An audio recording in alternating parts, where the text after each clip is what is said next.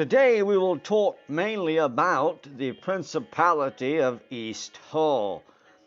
Originated from the sparse 5 acres that encompassed the estate he purchased from a Belize drug lord, title deed in hand and fully independent from any nation or commonwealth, Buck began building his fledgling nation. First on the agenda was to expand. Through some crafty negotiations, he managed to procure concessions of territory from Guatemala and Belize, the two countries surrounding East Hull. As Buck had christened his new nation, now with breathing room and a very comfortable relationship with his neighbors and a working relationship with the numerous cartels in the area. Most of those cartels were actively dealing with contraband and relied on force and intimidation. AJ had plenty of intimidation from all the military hardware accumulated through the arrangement as a U.S. protectorate. The strong backing of the United States was all the credibility needed against the lawless types common in the region. Buck saw East Hull as a sort of a Switzerland of the Southern Hemisphere. He certainly had the financial wherewithal to boast such a claim. It was Buck's preference for peaceful prosperity as opposed to military braggadocio, although Buck had plenty of military bang for his buck. But it was to be a financial empire above all else. Buck's acumen for playing the markets with shrewd deal after deal had garnered a huge percentage of the world's capital. And like his Uncle Buck taught him, AJ learned to beat the man at his own game. You see, Buck knew that despite what all the bankers and high rollers thought, all economy comes directly from the people. It was this knowledge, along with a pleasant helping of bravado, that propelled East Hull into the big leagues of the world's financial sectors. And soon, East Hull was in such a strong economic position that major nations began to utilize his generous terms quite heavily for their refinancing and financing of the operations of operating nations.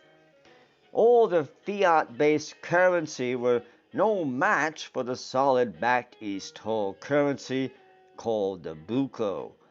The buco became the currency of international banking.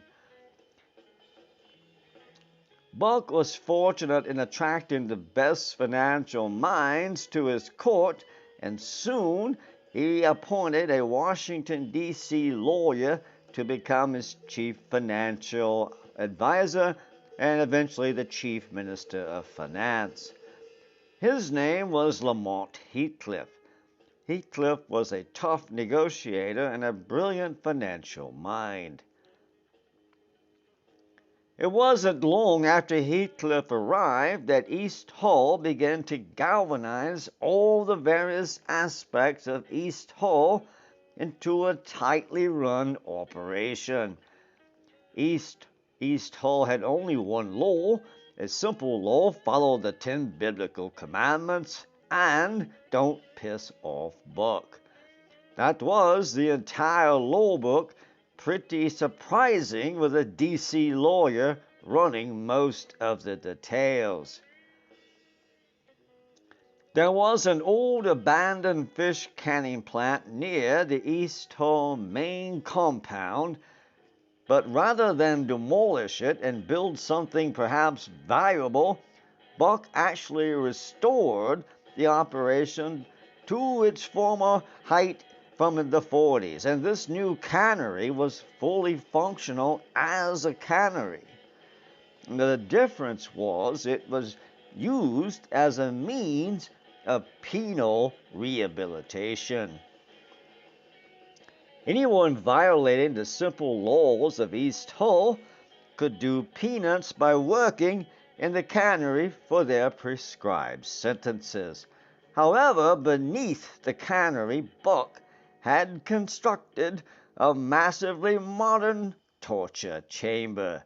Buck had consorted with many FBI and KGB and many others in that arena, and together it was generally understood to be the most vile place of torment conceivable, even by humans, or even something more thrown in for good measure, perhaps. The lower section of the cannery was thus reserved for any parties that were unfortunate enough to warrant a POB, which is it to piss off the buck. It caused a short little rhyme to be common around East Hull: don't rob, don't mob, but damn sure don't pob. Amazingly, crime was almost non-existent, and very few have actually ever been sent to this chamber of doom.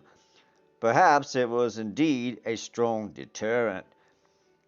We will talk next time more about the cannery in detail, but that concludes the minutes from this official East Hull release.